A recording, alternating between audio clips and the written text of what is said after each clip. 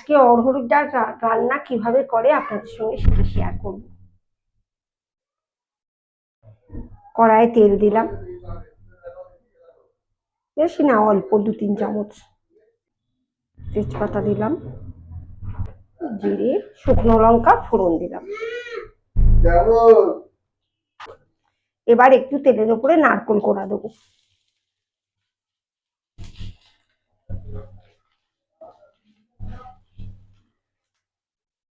একটু টমেটো দিলাম,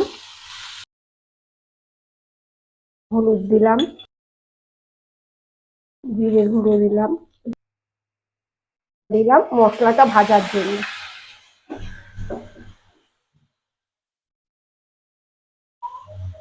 চিনিটা দিলাম। হ্যাঁ, মশলাটা একটু কষিয়ে নিতে হবে। ডালটা প্রথমে একটু ভেজে নিতে হবে কড়াইয়ে, হালকা করে ভেজে ধুয়ে নিয়ে 3টে সিটি দিলে মোটামুটি সেদ্ধ হয়ে যাবে, ভালোই সেদ্ধ হয়ে যায়।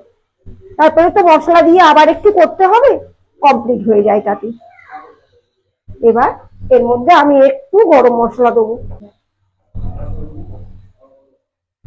মশলাটা ভাজা কমপ্লিট। এবার আমি সিদ্ধ করে রাখা ডালটা এর মধ্যে দিয়ে দিলাম।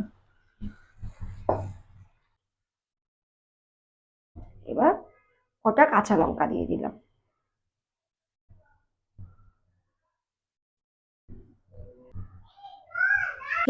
রান্না শেষে অবশ্যই মনে করে ঘি 1 চামচ দিতে হয়। ঘি ছাড়া কিন্তু অড়হর ডাল খেতেই নেই। ডালটা রান্না হয়ে গেছে, এবার ঘি দিয়ে নামাবো।